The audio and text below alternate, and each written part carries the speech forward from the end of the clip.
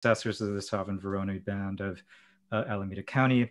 This land was and continues to be of great importance to the Muwekma Ohlone tribe and other familial descendants of the Voronoi band.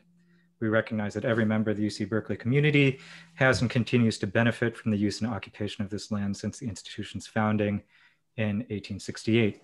And as members of an extended Berkeley community, it is vitally important that we not only recognize the history of the land on which we stand, but also we recognize that Muwekma Ohlone people are alive and flourishing members of the Berkeley and broader Bay Area communities today.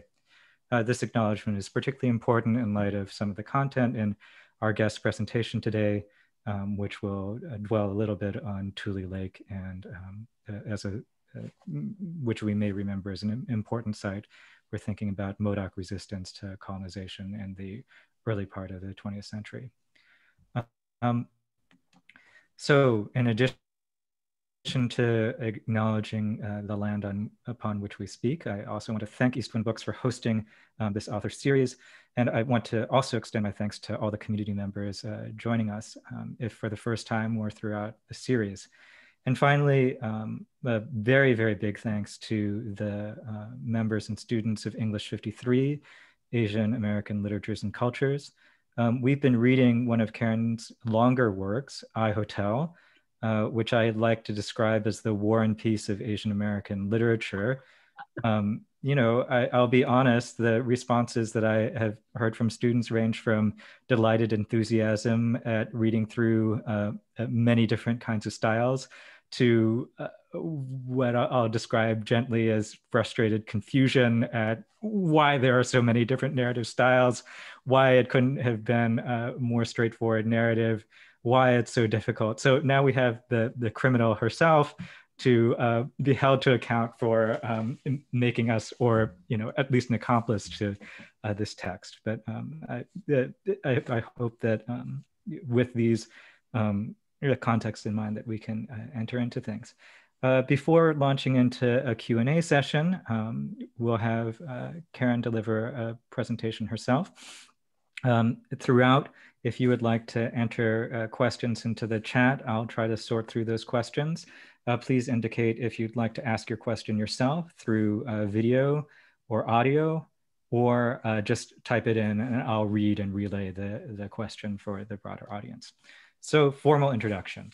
Karen Tei Yamashita is the author of 7 books, including I, Hotel, which was a finalist for the National Book Award, and most recently, Letters to Memory and Sansei and Sensibility, which she'll also be talking about today. All of these books have been published by Coffee House Press. All are also available for purchase through Eastwind Books, and I strongly encourage you, if you are able to do so, to support Eastwind Books by purchasing these books. They're really quite amazing.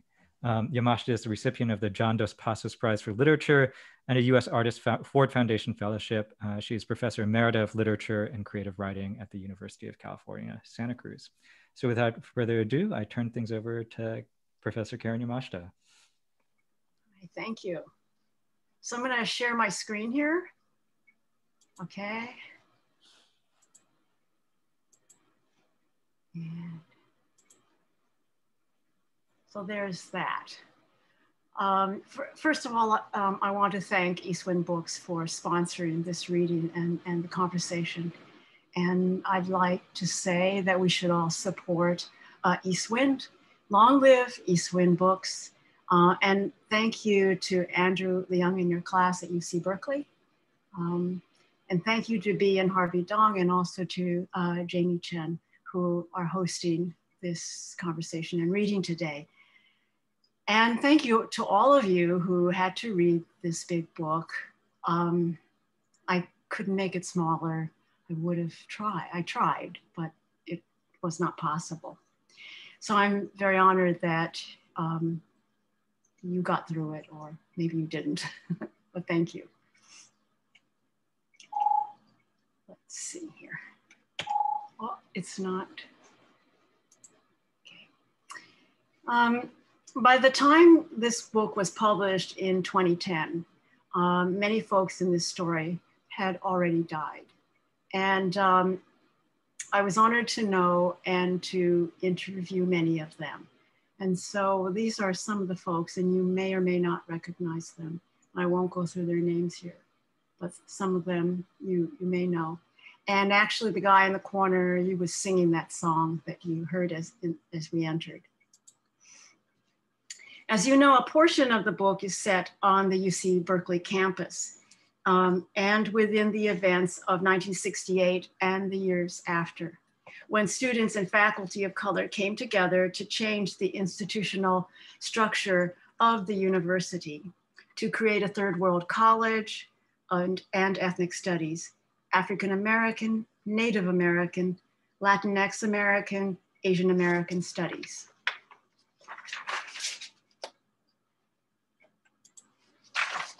Students of color were joined by hundreds of white students because in the day our numbers were frankly very small. And what happened in those days could not have happened without the support of everyone. In those years at UC Berkeley, there was a school of criminology housed in this building called Haviland Hall. I believe it no longer exists. The School of Criminology studied, on the one hand, forensics and practical policing. On the other hand, it studied theories of social justice. The school began the publication of this journal, Crime and Social Justice. And that journal continues today as the journal Social Justice. And I believe it would be this journal and the seeds of the ideas of that were really the seeds of the ideas of prison abolition and policing divestiture. And all of these have their roots in this long history. Paul Takagi was in 1968 a young professor who was the acting dean of this school of criminology. In part, it is his story that is told in the I Hotel. Also referenced here is Gordon Hirobayashi, who was in prison during the war, having violated the imposed curfew on Japanese Americans in the early months of World War II in 1942. And Gordon's younger brother, James Hirobayashi, who became after the war an anthropologist and the dean of the first College of Ethnic Studies at San Francisco State University. And I believe he was Paul Takagi's counterpart at SFSU. Finally, this is Lane Hirabayashi, who was the son of James Hirabayashi. And in those days, he was a young high school student in the 1960s. Eventually, he too became an anthropologist. And most recently, Lane has died. All of them are passed away. They were amazing teachers and scholars, and I believe it is their legacy that fills the sails of Asian American studies today. So I'll just read from a short excerpt from the chapter, Muskrat. And let's see if I can find it.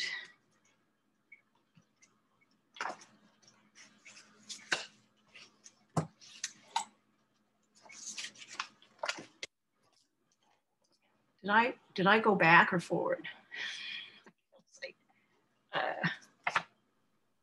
Doesn't seem to be working here. Oh, here it is. Nope. The story begins with a stick of straw that, tied to the body of a horsefly, becomes a toy that pleases a little child, in exchange for 3 oranges that quench the thirst of an old woman, in exchange for a roll of silk that again exchanged for an ailing horse that, given water, recovers, to be exchanged for a weedy plot of earth that, cultivated, yields rice and recognition, and best of all, the love of a woman.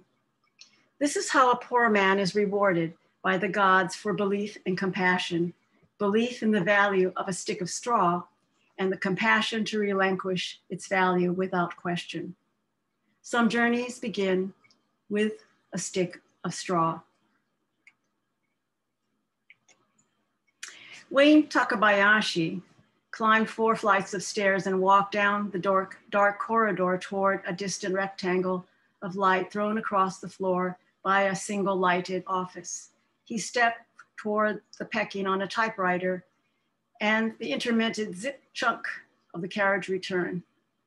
When he got to the door, he stood in the rectangle of light and observed his father bent over a manual typewriter, set on a desk among piles of paper, cartons of food, and coffee cups. Stacks of food in notebooks and boxes were all around the office in walled piles.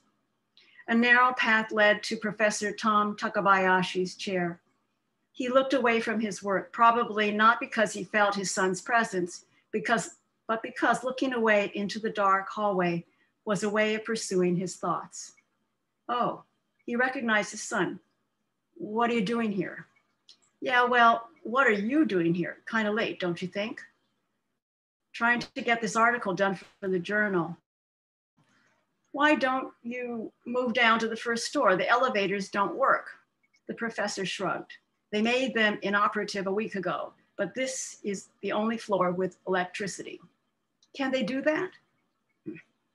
He shoved aside the stupid question. No heat though. He was wearing his heavy jacket. Roughing it, aren't you? I've been thinking I could burn these books and get a nice fire going. Wayne held up a red thermos. Maybe this will warm you up. The professor recognized the family thermos that his wife, Jean, always filled with coffee, tea, or hot chocolate and sent along to every event.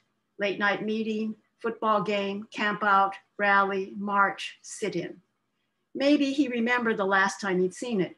Jean had sent it with him to, if necessary, bail out Wayne.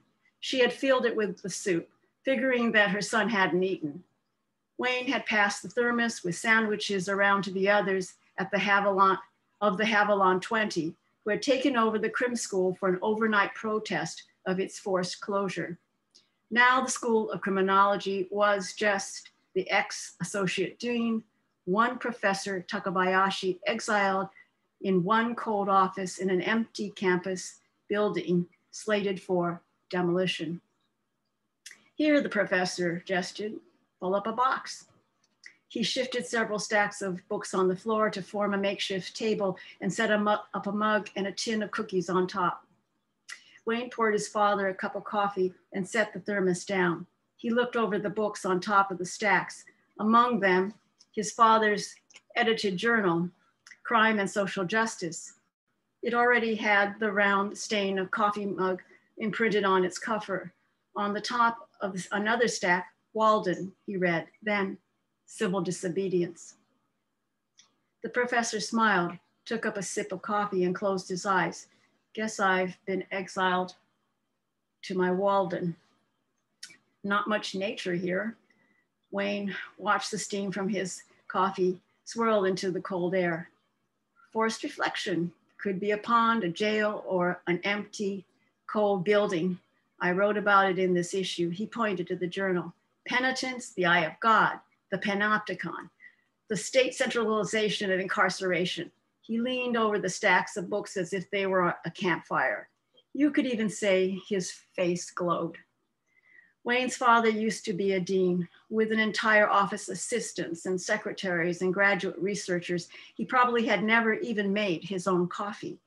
Now, when he signed off on the last lingering thesis or dissertation, what would be in store for Wayne's father? The professor watched his son munching dejectedly on a sugar cookie. I know what you're thinking, but this is not the first time I've been through this. Law is capricious. Like he said, he pointed to Thoreau. Law never made anyone free. Men make the law free. So citizenship didn't keep me out of camp, and tenure didn't guarantee my job. Yeah, but why do you have to be the test case? The professor stared into his coffee and chuckled. Maybe he saw the face of his older brother, John, float to the surface. He remembered John's face outside the kitchen window of that place they lived in Idaho, digging up potatoes during the war. You know the story about your Uncle John? Which story? During the war, when he was studying up in Seattle and the war broke out. Yeah, he went to jail.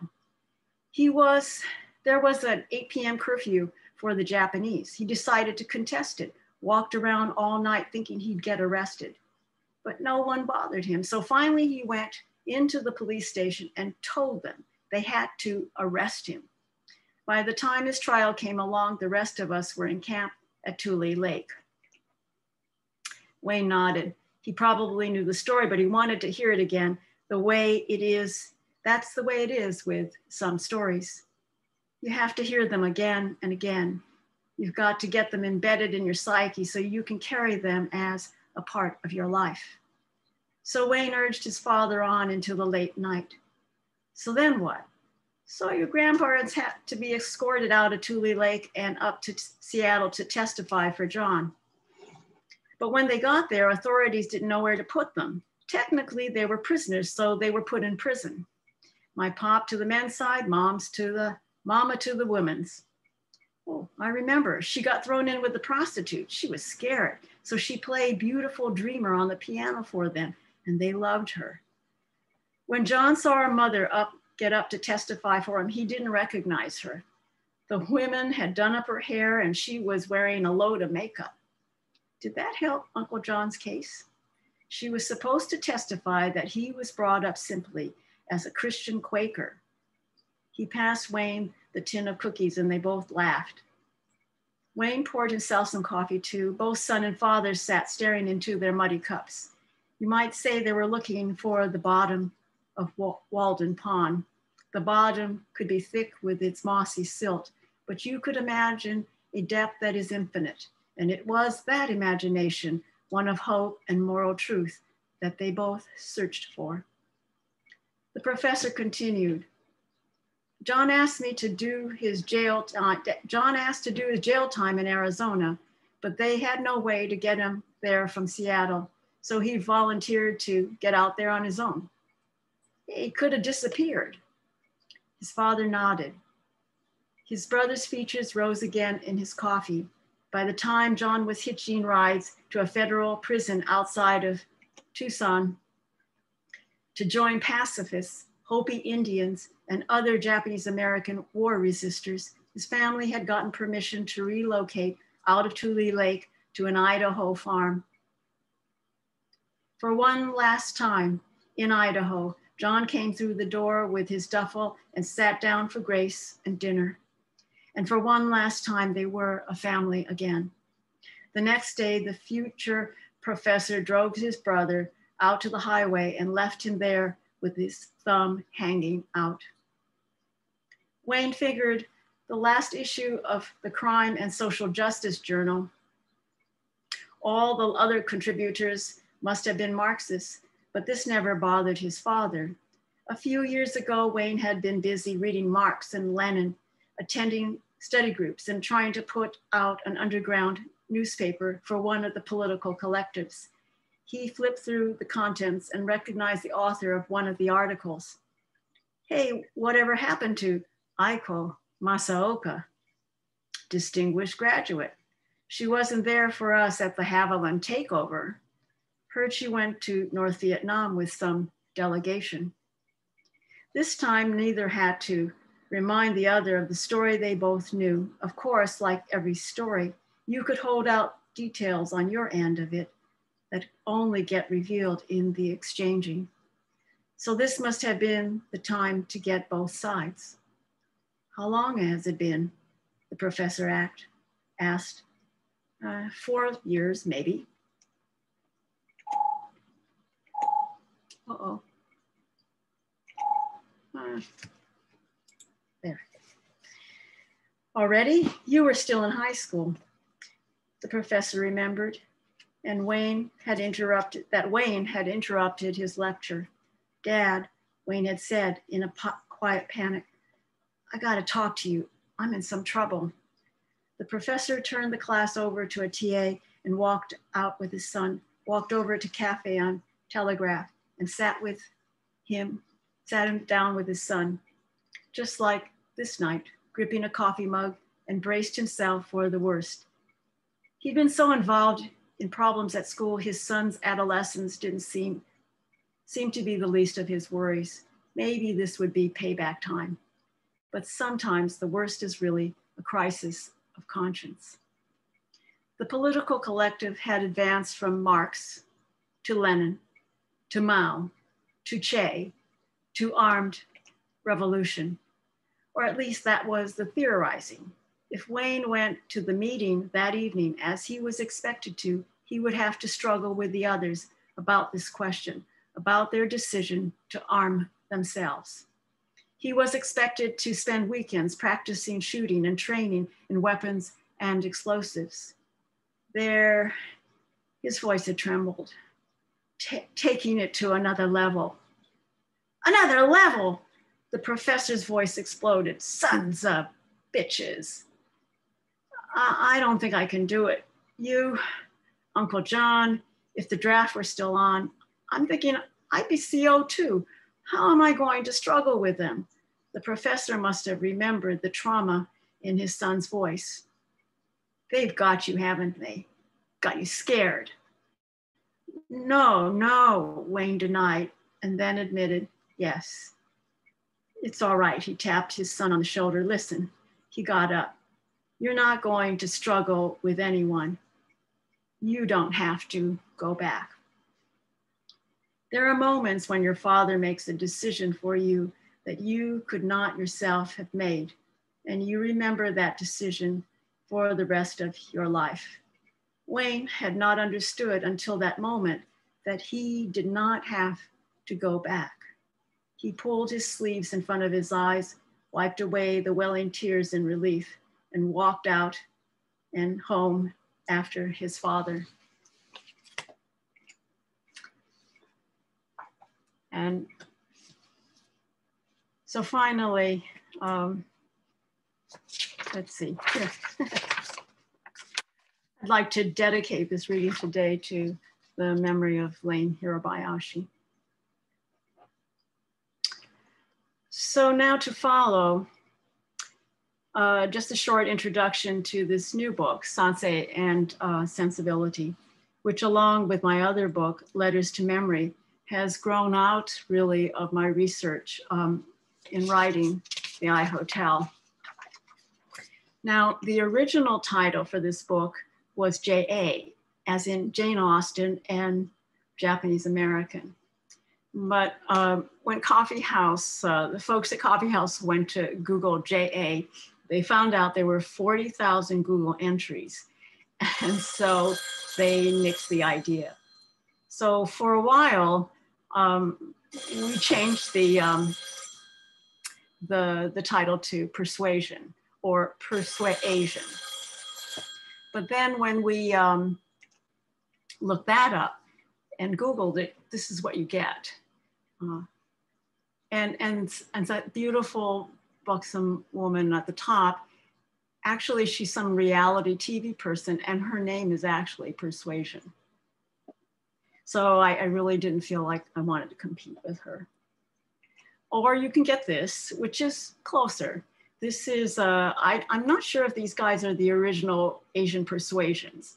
And they used to sing at potlucks and you can check them up. They still croon like Smokey Robinson and the Miracles. But just in case you wondered, this is what we actually looked like in the day. And in Austen's novel, Jane Austen's novel, if you know the story of Persuasion, Anne Elliot re-encounters after 8 years an old flame, and his name is Frederick Wentworth. Now he's Captain Wentworth. And at the time though, however, he was not Captain Wentworth, and she turned down his marriage proposal because he was poor.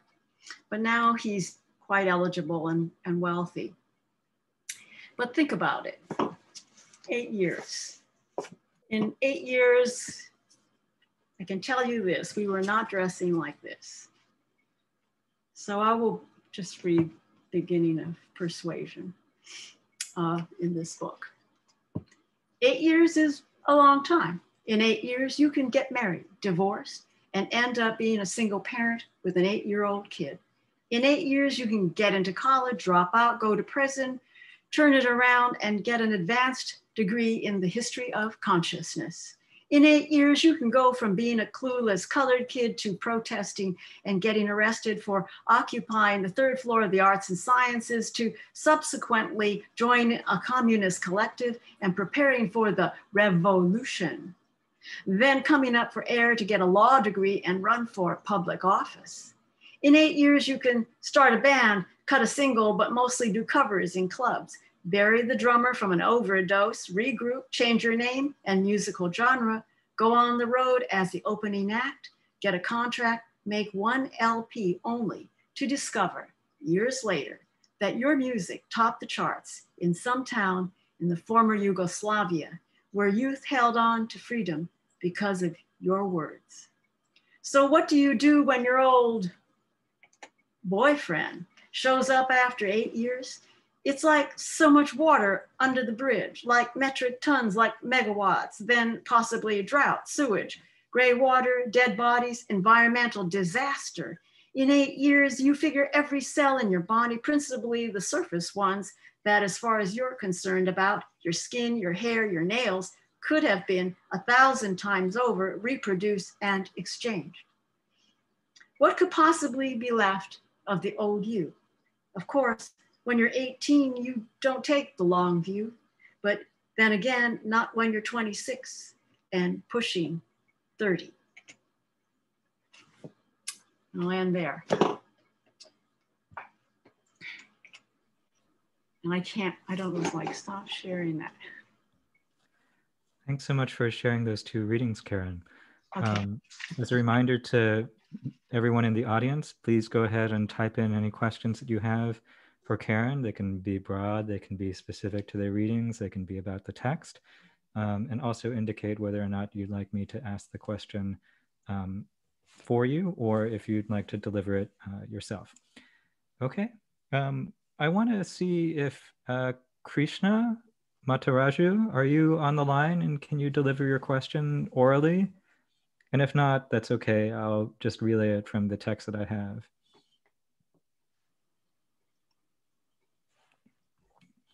Okay, so this question, oh, Krishna is there. He can deliver. All right, go ahead. Hey, what's up?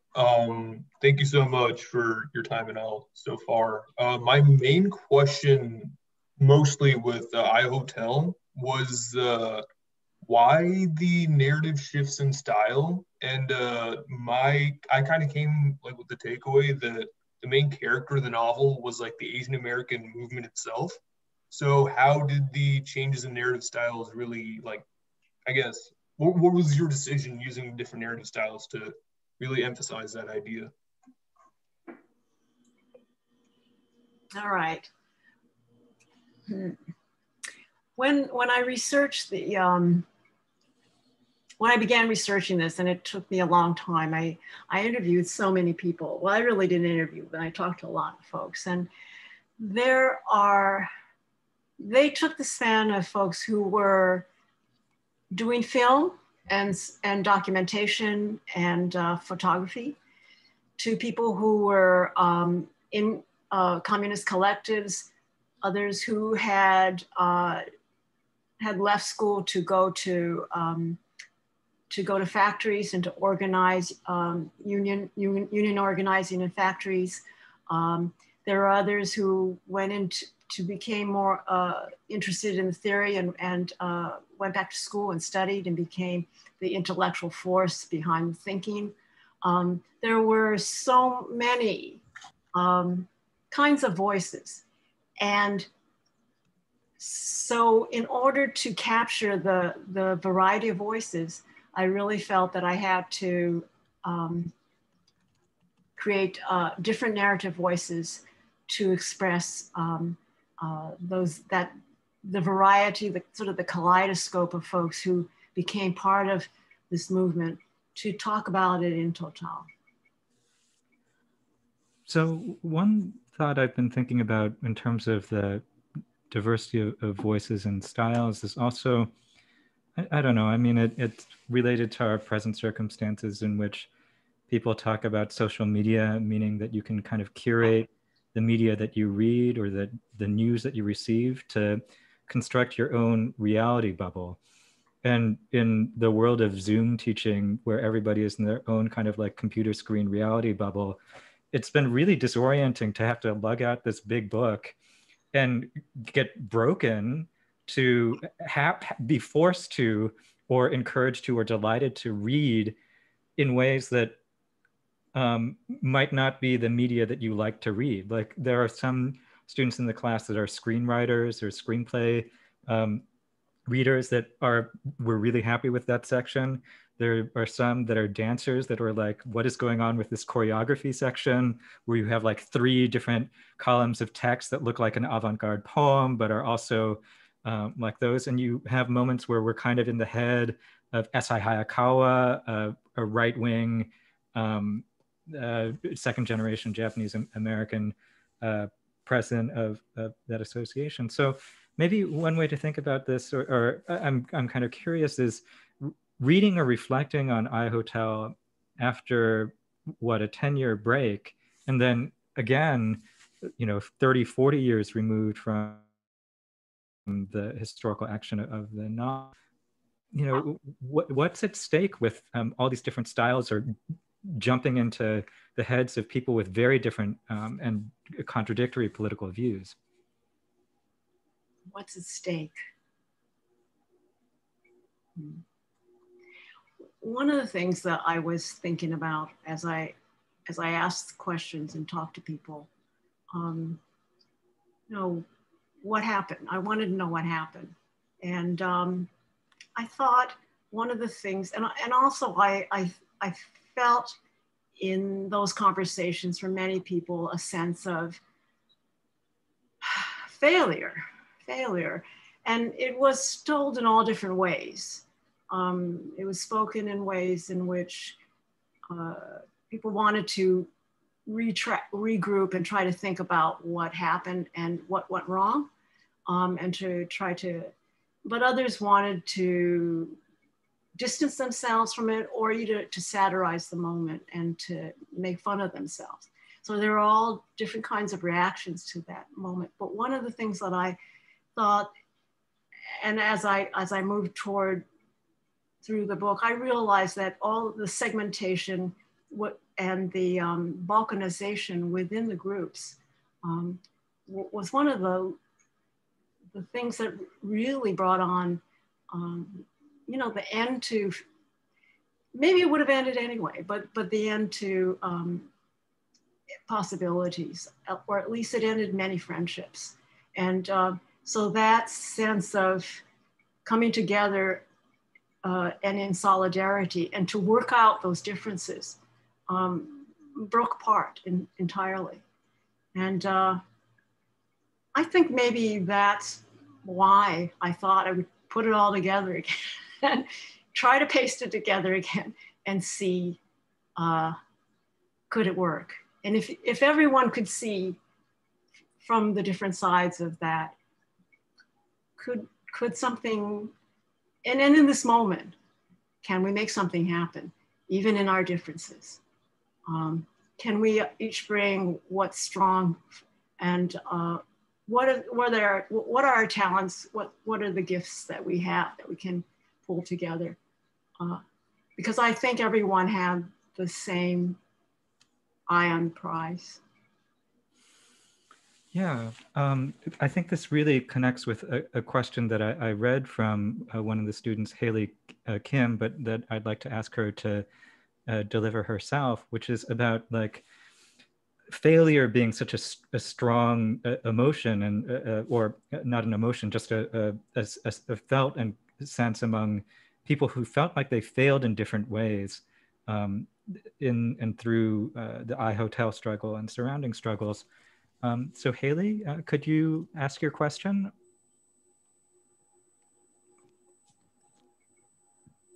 Okay, sorry. Hello. So this is actually a question. We had an oral midterm early in the year, and this is a question that I was asked during that exam. So I wanted to know what your perspective was. It was, did you see the novel iHotel as a successful project for you, and however you define success as? As okay, the writing of the novel, yes.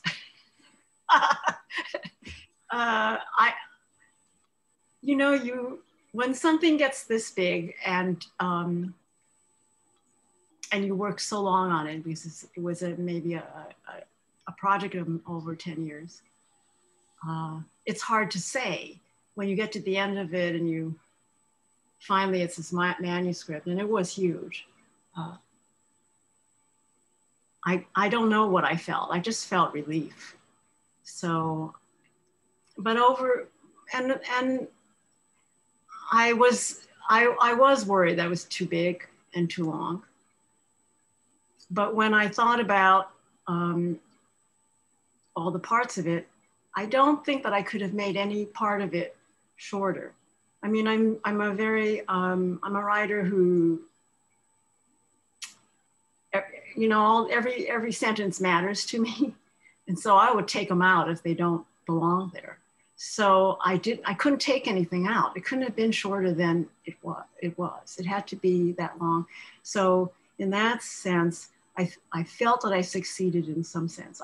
I also think that their book is bigger than it is, in the sense that so many people participated, and I was not able to talk to everyone, of course. And so what didn't succeed were all the things that are on the sides of it. And I always thought that somehow we could put it into some space in which people could, go into the margins and Google and say, Karen's full of shit here. Or, hey, I really was at this corner and this is what happened. This is what I saw. So I think that there's an expanded memory that's also attached to the fiction that I put together and pulled together. Whether it exceeds or not, for me, I mean, I finished it, I think. But it's for you to finish in that regard. Thank you. This offers a segue to two other questions. So one is from Sakshi about the editing process, or what you cut out or what you determined didn't work. Sakshi, could you relay your question? Yeah, sure. So as you just mentioned, you couldn't make the book any shorter. And so I was wondering what was kind of difficult in the editing process, what parts were maybe harder to cut out, the things that you felt maybe should have what I guess were you stuck on in terms of removing from the book. And also one thing I noticed as I was reading the novellas was each because there are so many people covered, we got such specific insights into their lives, such specific snippets of stories that seemed to reveal something so much bigger than just them. So how did you so pointedly pick these stories, and were there any liberties taken with reality in order to make a book like this possible? Well, let's answer the first part of it. What happened was that the parts that got edited out because they didn't fit into the structure. And so at some point I decided that I couldn't do any more research, or at least I had to stop the research, because it could have gone on for another 10 years. So what I did was I structured out the novel, and you see how it's structured. It's structured into 10 years. And then every year I made some decision about in what direction that novella would go, what part of the history in that year it was attached to, and then who would be the participants in each of those novellas. Then I made also decisions about location. I knew that I had to have a Japanese American perspective that came out of J-Town in San Francisco. I had to have a Chinese American perspective that came out of Chinatown. I had to have a Korean, it's very small there, but it's there. And then I also had to have Filipino American perspective, came out of Manila town. So those are all decisions I made. And once I made those decisions and I knew what stories would go in every part of the novella, and then the narrative voice that I would pursue in each novella, that decided what would stay in and what would not stay in. Okay. What was the last part? You asked me about the stories.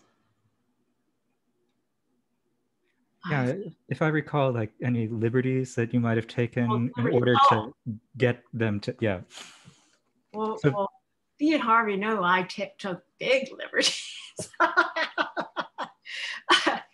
This is, it's a work of fiction based on all these stories that people told me. And the liberties I took was to fill in the gaps of their stories. So if the story went from here to here, I had to figure out, if it made sense, to make sense of it, I had to get it from there to there. And also, they're stories from hundreds of people. It's dozens of people's stories.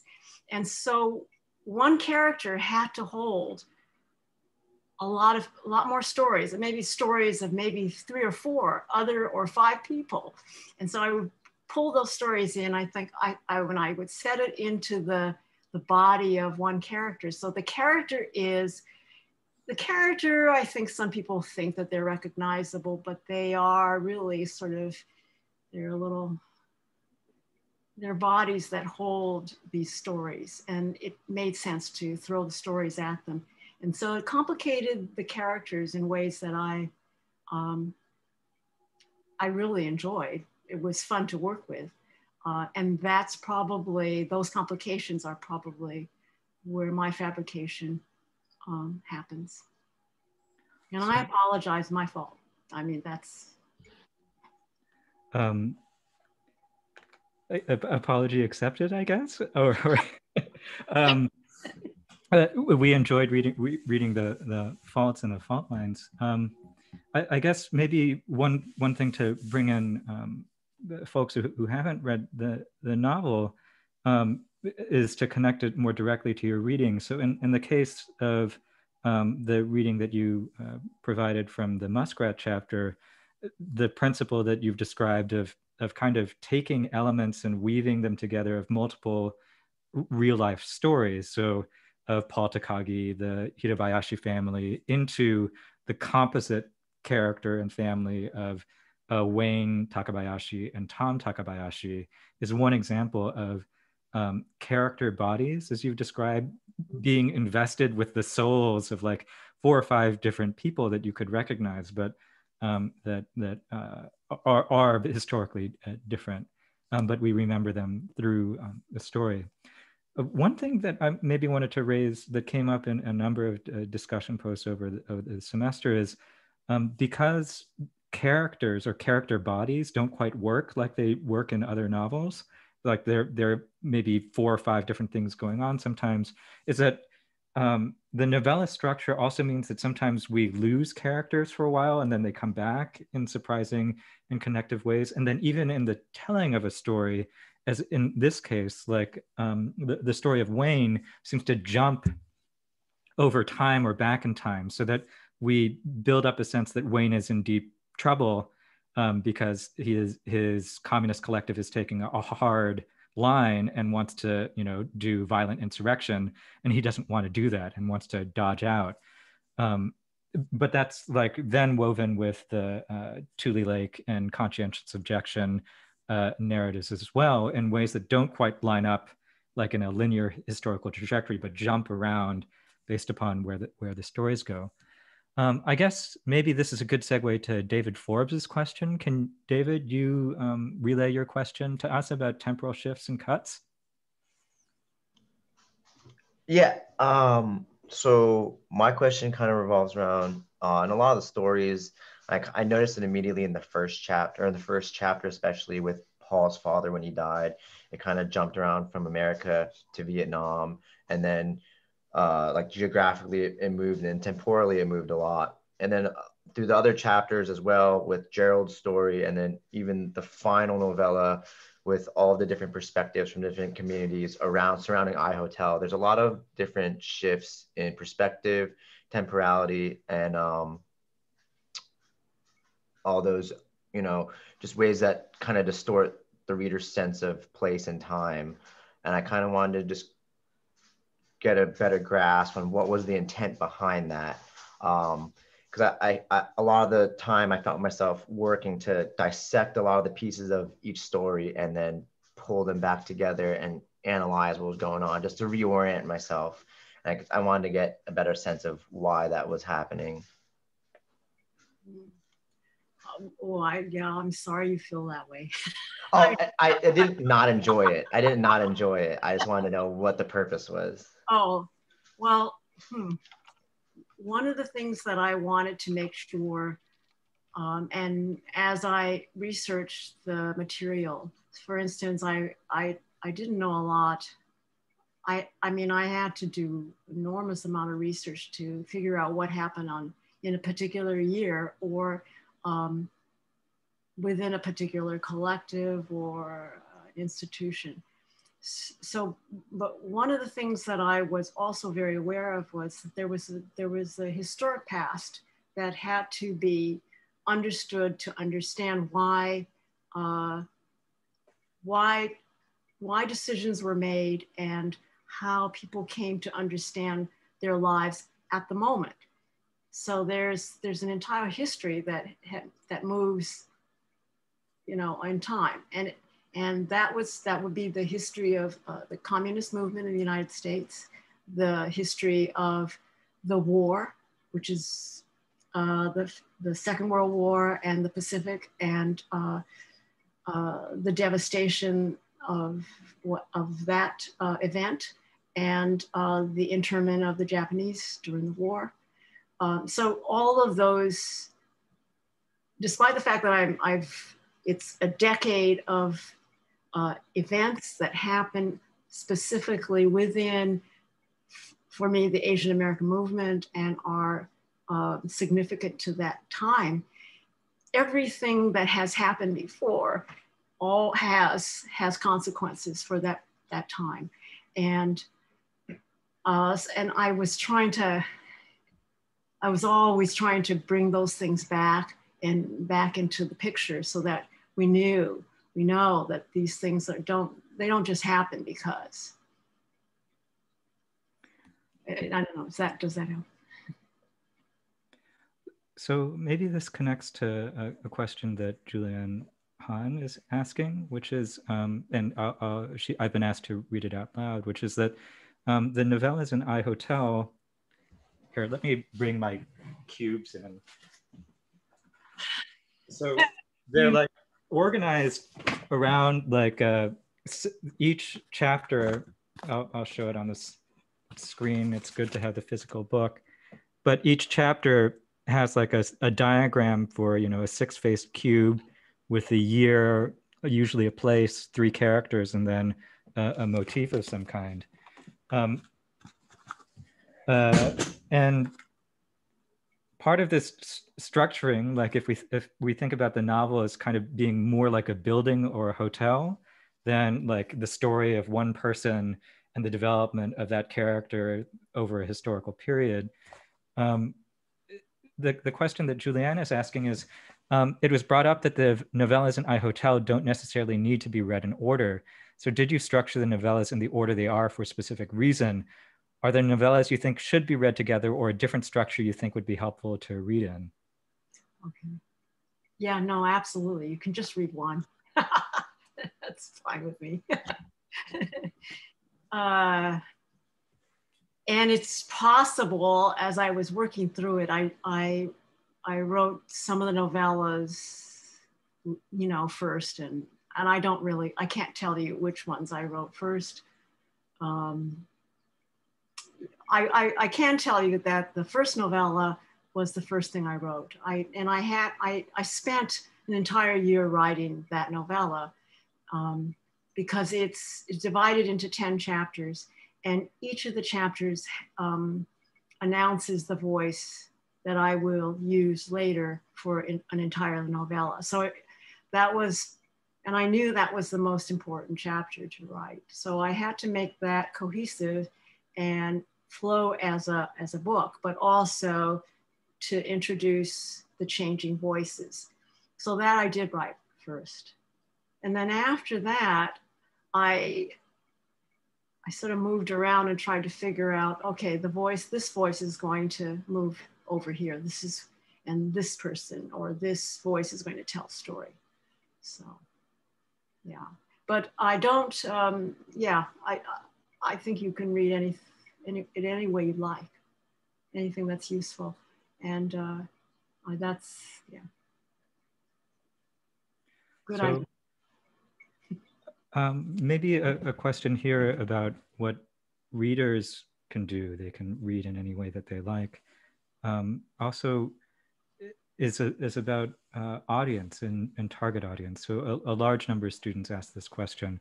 And something that I recall from an earlier answer you gave is that there is like a strong commitment to research and listening to and recording and preserving stories in the case of the reading today of the Hirobayashi family. That's a commitment to the past. There's also a commitment to future readers and audience. So how are you envisioning the phrase used a lot is like target audience or future audience. And this maybe ties into some of the issues or difficulties with the text requires, in some cases, a lot of historical background about like what is happening, as you mentioned in another answer.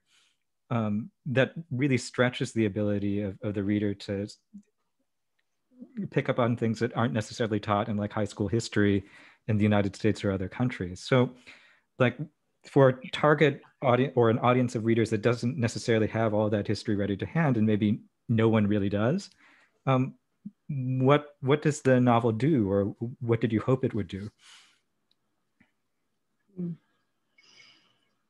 Well, I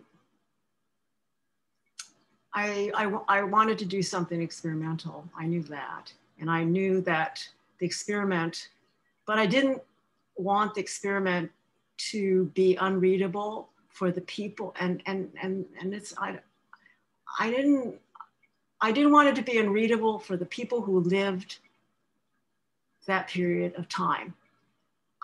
They were my target audience. I wanted the people with whom I had conversed and talked to and learned their stories. I wanted them to believe that I had listened to those stories, that they felt that they were there, and I felt that I was there with them. I wanted to honor that. That was what I cared about, and those folks knew that history. I mean, I'm sorry if you don't know that history or the next generation, but they knew where they came from. And so they had to believe that those things were relevant for them at the period in time. It could have been a much more experimental work. George Perec, that kind of thing, the Ulipo experiment, all those boxes, I actually put them together. And at some point, I was just going to turn them and write the novella. And then I was going to turn them again and write a novella. And it would have been unreadable for my target audience, which were the people I had talked to. So maybe that's it. I think this may be a time also to turn to Nishi's question, which is that even though many of us weren't familiar with like the Narita airport protests or connections between the Japanese New Left and the Asian American student movement, say like with Yuji Ichioka or others, it does show up and become something that is readers that weren't living in that period and not the intended target audience of the novel. I mean, and that's the thing about the young. We can listen in and make our own judgments. um, It's not that I don't care about you. yeah, totally. No, it's good not to be centralized all the time, right? Like, so many things are oriented for youth consumption that it's great to, read something that like is like, oh, this isn't directed at us, but nevertheless, but it's also a record. In a sense, it was also a record because if you spend all this time doing the research or listening to people's stories, I'm also I was supposed to record it. That was my job. Yeah.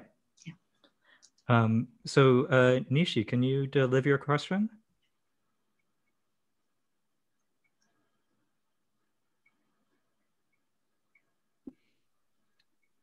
Hello, can you hear me? Yes. Okay, so my question's a little bit long, but I'll try my best to break it down for you, and you can answer as much or as little as you want. But basically, I noticed that you tried to connect to some social movements that were happening in other places, like the Narita airport struggle. Another movement that I would like to see, like what do you think about, was the Kyoto student protests in Japan, which was like students taking on school administrations over like corruption and use of like violent guards. And what do you think of the connection to like the Asian American protests at SFSU and Berkeley? And do you think this is like a wider trend in that era of like young people questioning authority figures, or is this like isolated incidents? No, it wasn't isolated. Yeah, no, you're right. I chose the Narita because I had seen the film about it, but I also knew that the filmmaker and the people who were involved in the filmmaking had come and had organized to get funding for the film, and also to and met with Asian American students in the United States. And so I was very interested in those international connections. But if you look at what was going on worldwide in 1968, 69, in those years, in Paris, in Japan, there, you can look across in England, all these places, movements, student movements were happening. So it wasn't just in the United States, in Berkeley, California, and San Francisco. It was a worldwide event. It was happening in Latin America as well. So people were, the ideas of revolution were in the air. One thing I'm really curious about is, so that student protest movement I talked about in Japan, they were like anti-communist, whereas the Narita airport were led by like communist and social democratic party members. And there's like a big influence with Marxism in the Asian American protests too. I was wondering, what do you like make of that? I don't know about the Kyoto. I do know that Tokyo University students came out and they protested the tuition hikes, and they didn't want to pay for their education there because it was a public university, and so but I don't know if there was a conservative trend on the other side. I don't know about that. Yeah. Maybe just to add in here is that this goes back to a balkanization point you were making before. So people that study Japanese student radicalism in the late 1950s into early 1960s often talk about like Zen Gakudan or all Japan student union activities. And there are all sorts of purges where, allegiance to the Japanese Communist Party or non-allegiance, or if you took a Trotskyist line or a non-Trotskyist line, were ways of thinking about rifts among the Japanese left during that time. I think this might be a good chance to expand things out to let me see. I lost the train of thought there. Oh, yeah, a connection to the sense of being there and the target audience of people that lived what others might experience as history. So the opening line of I Hotel is, "So I'm Walter Cronkite, dig," and it's February 27, 1968, and I'm saying the US is mired in a stalemate in Vietnam, and you are there. And when I first read that, I really paid attention to the you, but now I get that the are there thing, right? Like you really are, at least in the novel universe, in 1968. And so like in the same way that if you were living in 2020, you wouldn't have like a background explanation that like 2020 is a period of coronavirus and a neck and neck election. Like you're there, so you just have that ready to hand as like what you get. Really has a different kind of a realism effect in the novel. Like historical detail that wouldn't need to be explained isn't explained. I'm also curious, though, about the you. So this is like a narrative style or mode that you employed in the persuasion reading that you had too, which was you are or you will, like this prophetic second person address. And so this also is something that happens in another work of yours, Letters to Memory. And I'm curious, like, what's going on with your experiments with you as direct address, even if like this you might not be you, the reader. Well, yeah, if in the day, if you listen to Walter Cronkite and his documentaries, he always spoke about everything in the present tense. That was what he did. That was the way I mean, it was really weird. It didn't matter what it was, historical, whatever. He was always talking about it as if it was happening in his documentary in the present. So just that. So you're right, it's the R. And he always said, you are there and you're here. But the you, yeah, it's there. I think it depended on the material and what was required of the voice, I guess. And it's a UI thing in which you don't really identify yourself, but then implicates. So I think it's a way to implicate and yeah, I guess that's what it is. So like implicate instead of like I am X person, you are Y person. We've got that all settled out. But right. Everything is implied by things that are happening. You're in collusion, sorry. All right, this is a kind of hard pivot from collusion to collaborative relationships, and I want to open it up a little bit to... You're implicated, let's say. There you go. Yeah, I want to open it up to some community member questions. So this is from Patty Wakita. Hey. Patty. Her question is about the long relationship that you've had with Coffee House Publishing. And I kind of want to ask this question for students in the room and also community members who might also be writers about what's the connection? Oh yeah, like you mentioned also about like your work with the editors to talk about the title for Sanse and Sensibility versus Persuasion or JA for Jane Austen.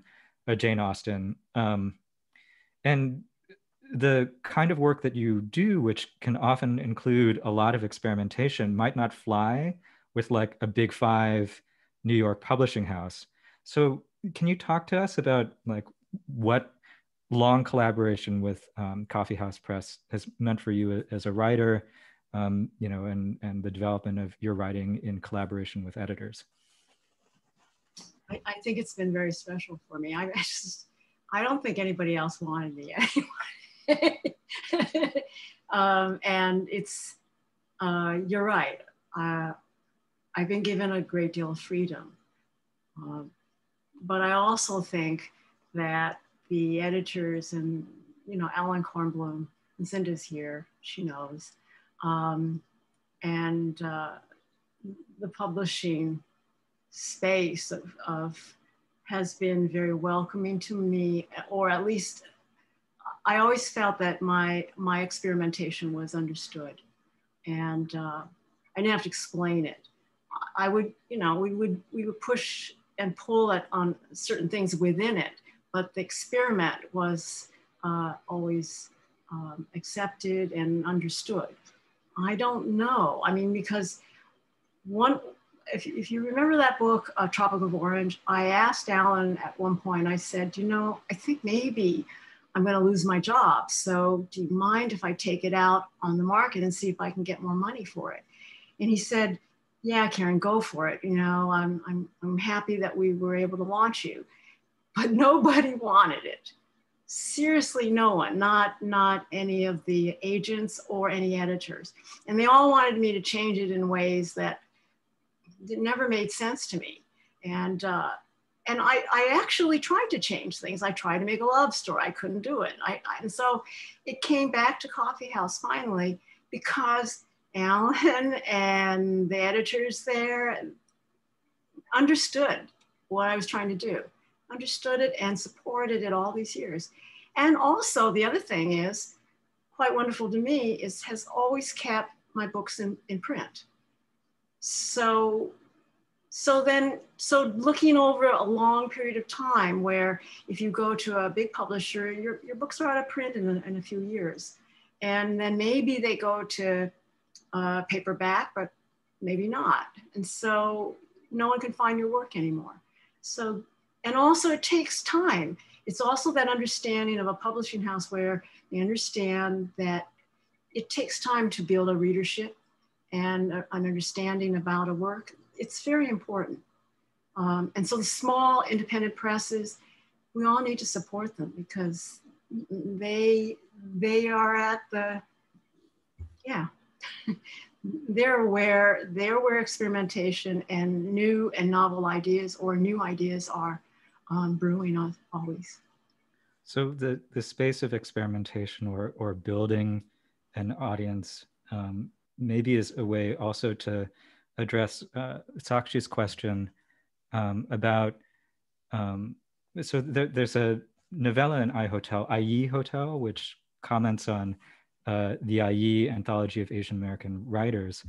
And, you know, there are tremendous feelings of ambivalence, both appreciation and critique of the I anthology.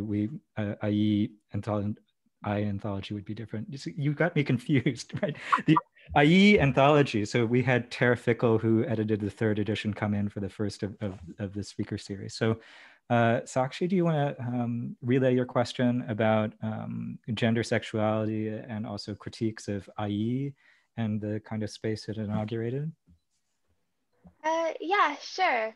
Hello again. I was wondering how, like, because you were critiquing like the way that gender and like sexuality, and specifically like a very like masculine like heterosexuality, were portrayed in like that original IE anthology, like in your novella, I was wondering, especially since like your book, since like Professor Leong called it an Asian war and peace, like is now like adding to this like Asian American literary tradition.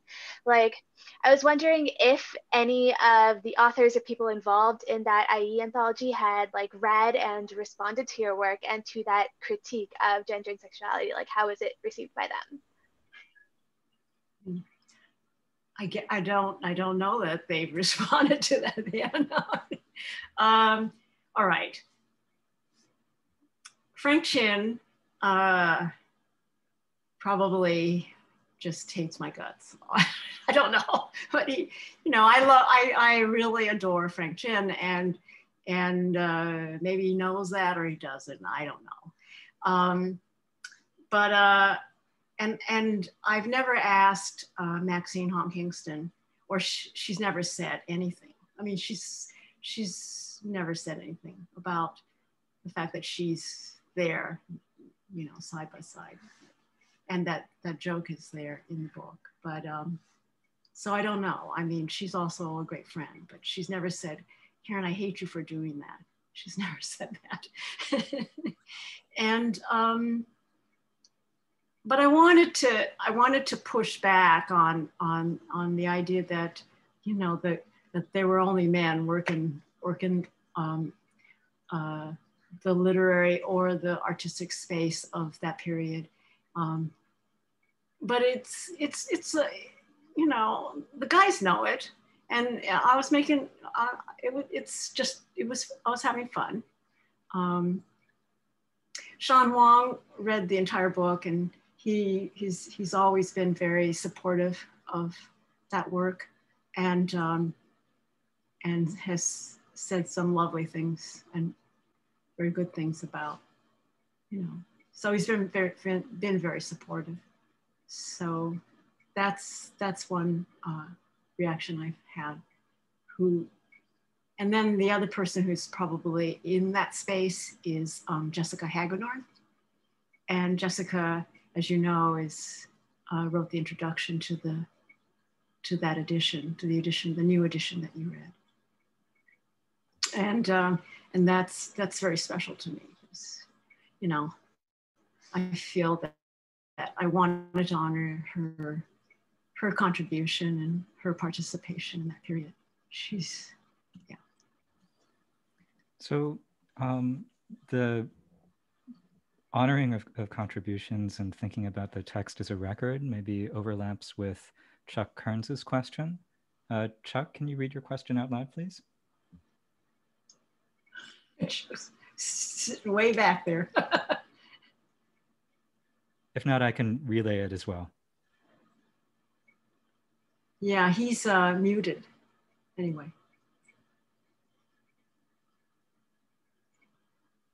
Okay. I'll just read the question out loud. Is your research in an archive that is accessible to research? Do you think that historians will use these materials in their work? Oh yeah, there's an archive here at the university, UC Santa Cruz. It's in the McHenry Special Collections, and I gave them everything. I just dumped it there. I do not know how they organized it. I kind of do, but they went through everything. There were clippings, newspapers, you know, all sorts of material. But that material had also been used in an installation done by, I forget his name, but a Stanford art student. And he did something at the iHotel at one time, and he used a lot of my materials. And then he dumped it all back into the box, and then I took those boxes and gave it to the library. So the dumping into the box thing, my mother's on the phone, and my father has a like real thing with like bankers boxes and just keeping everything in bankers boxes, which assemble themselves into greater and greater cubes. So this is like, I find this novel for that reason to be a very boomer novel. Like it just has a lot of like boxes that are set up this way to just like hold an organized thing. I think this connects to Noah Tran's question, which he can't read out loud, and unfortunately he's had to leave, but it's a good question, which is, he was wondering about how the themes, locations, characters show up in the cube, like why cubes? It's so geometric, it has opposite and adjacent sides, it's like building-like, is it like a six-sided dice? Like, why cubes? Because I couldn't, my husband Ronaldo is an architect. And so I asked him at one point if he would teach me the architecture, whatever the program is that he uses in architecture. And I wanted to, you know, I wanted to make these floors. I wanted to remake the iHotel and do something with it. I didn't know what I would do. I mean, you know, he went to school for that. It took him years to learn that. And so he's kind of looking at me like, no. And so I found this other program on the computer, which did Venn diagrams. And so I started to do Venn diagrams, and I wasn't happy with that, but I wanted to do something architectural. And as lame as it seems, the only thing I could do was to create boxes. And I said, okay, they could be a room.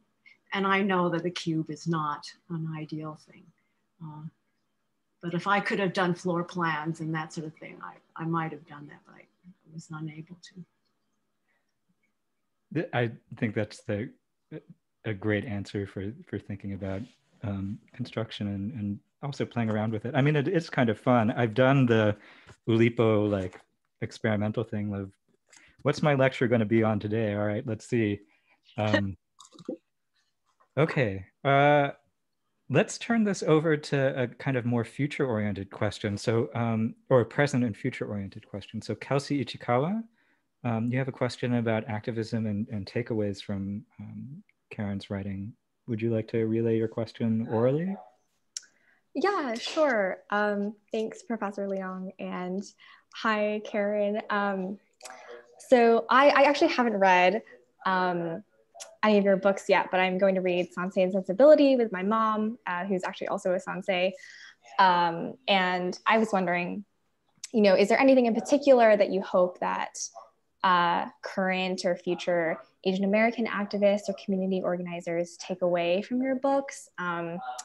Whether it's a sense of just the kind of subjectivity of being in these historical moments that you've put together in iHotel, or what it's like to kind of sit with this maybe sense of failure of some of the movements and the difficulties of this work over time and nonlinear progress. Like for me personally, I'm involved in some progressive Asian American orgs, and I think it's like really nice to kind of bolster that community work also with art and reading books like you've written. What's the takeaway? I don't know. I just wanted to record what happened, and I asked the question, what happened? Because I knew parts of it, but I really didn't know anything. When I got started out of this thing, I know nothing. And so I learned a great deal from doing the research. And then the book was maybe a result of that research and that coming to know what happened, at least in part.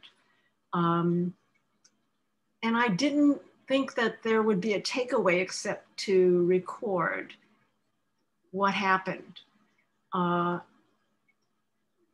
I think, but I guess the book will be used quite differently. I mean, it depends, because I think times have changed. And,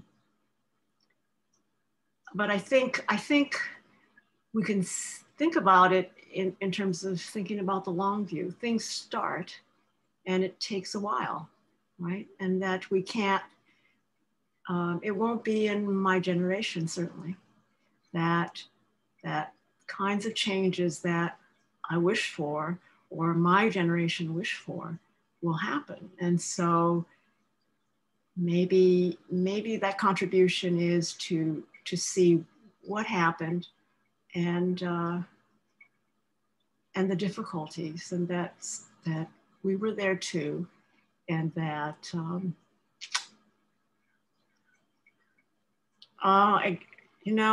that there's this deep sense of hopefulness for. I mean, the class has read the last novella, which has this element of deep hopefulness and the sense of collective we from multiple generational perspectives, older, younger, people that were close to the protests and not. I wonder if this might be a good way to loop in, I think, Katrina Lay's question, which has to do with a kind of recurrent theme, especially in the last novella, about sacrifice or self-sacrifice when the objective doesn't get it, like what you sacrifice for doesn't get achieved. Like the self-sacrifice fails. There's a character, Ria Ishii, who's compared to like the crane weaver that works and works and works and works to get a garment worker collective output done. And that self-sacrifice and destruction of her own body doesn't produce the revolutionary effect that she wanted it to do. And so part of the ethics of recording self-sacrifice that fails in its original objective is also about like memorializing, okay, but what did the sacrifices do even if it wasn't quite what was intended? So Katrina, could you relay your question about sacrifice of personal happiness for a movement or a collective?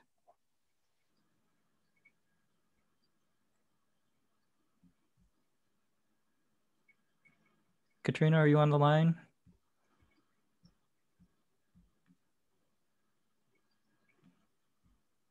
Okay, if not, then I'll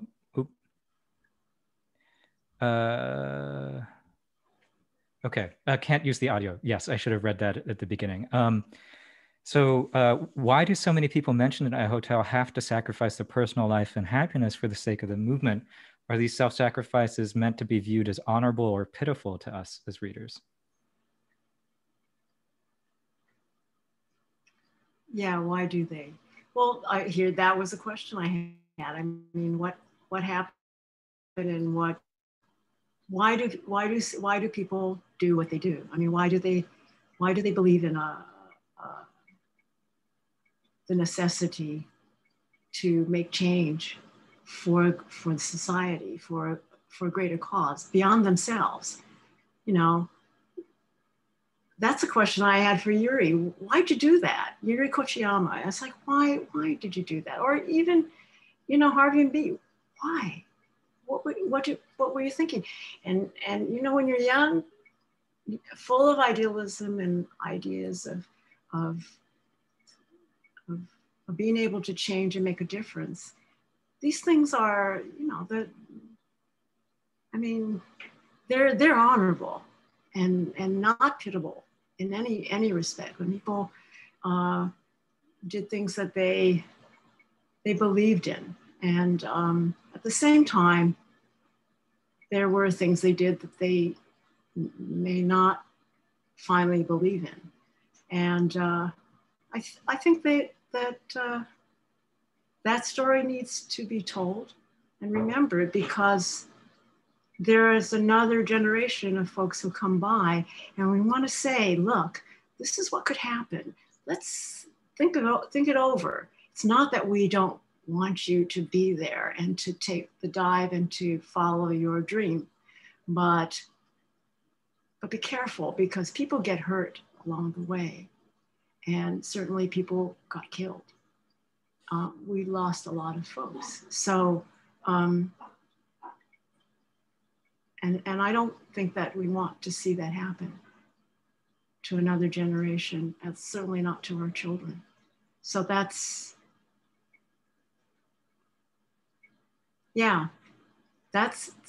don't know what else to say.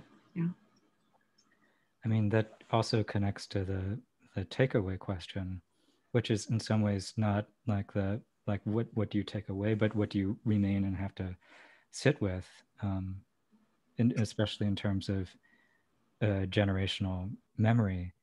I'm also really taken with what you were saying about writing a record or making a record, and how that's a very different approach from like writing a narrative history. So like there are books that write the history of the Asian American movement and do it in, I'm thinking of like William Way's book, for instance, which has some issues of like being like, there were the reformers and there were the radicals. These were the reformers, these were the radicals.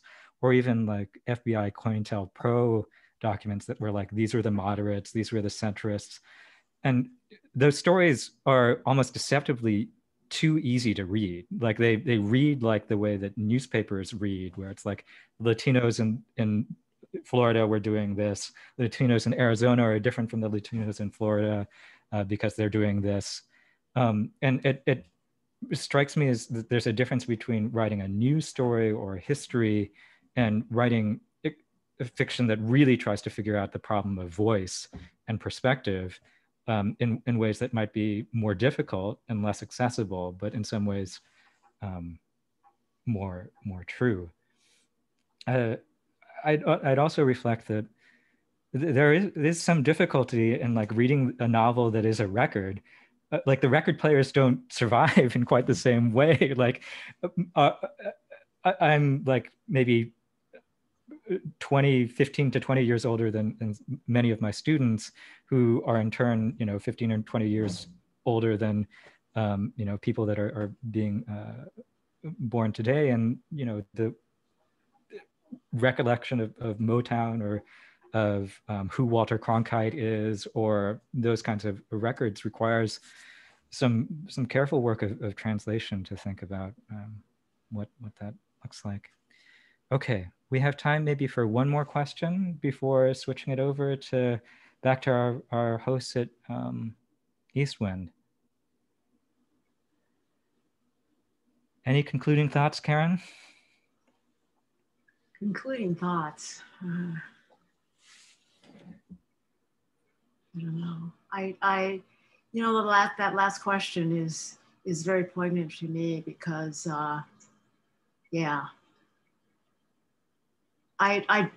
we didn't succeed. I mean, I think there's a whole generation that didn't succeed, and but started many things.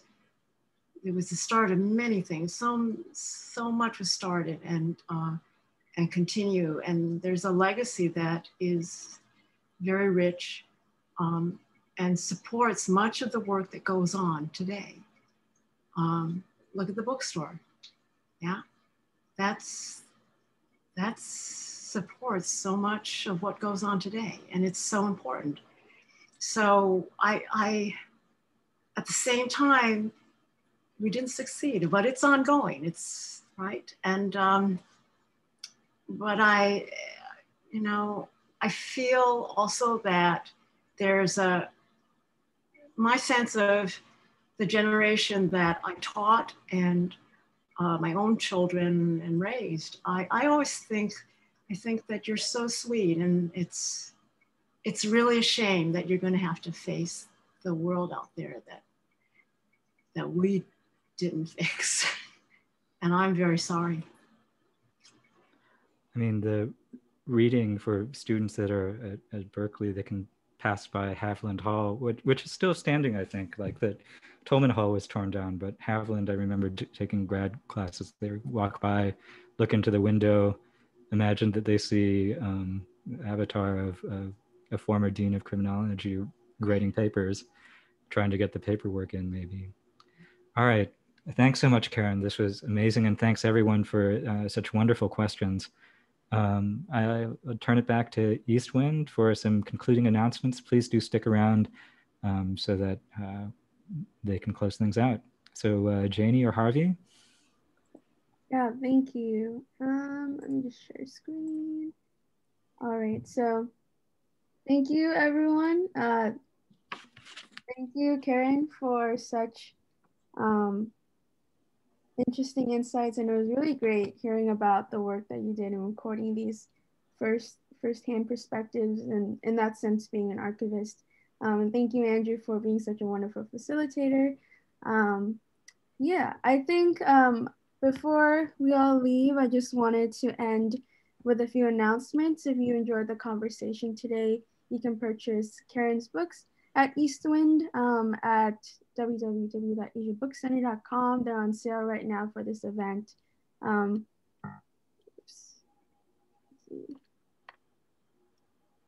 Okay, so just wanted to highlight our upcoming events for the last events of the year, which is a children's story time with Oliver Chin for his book, Awesome Asian Americans, as well as you can join our Eastwind Book Club, which happens every month, and we just have nice chats about books. And if you want to keep updated on our events, we might have more author events coming. Sign up for our newsletter or follow our social media pages. Yeah, and lastly, as an independent local business during the pandemic, we're really grateful for the community support that we've received. So if you would like to continue supporting our bookstore and keeping it up and running and putting events like this, we encourage you to support through purchasing books, donating, or if you don't have the financial capacity to share our events to your friends and family. So here's some more information on our store hours, and you can have the book shipped to you or you can pick it up. But that's it for me. Thank you everyone for coming. Thank you, Karen, Andrew, Harvey, B. Yeah, I hope everyone stays safe and takes care.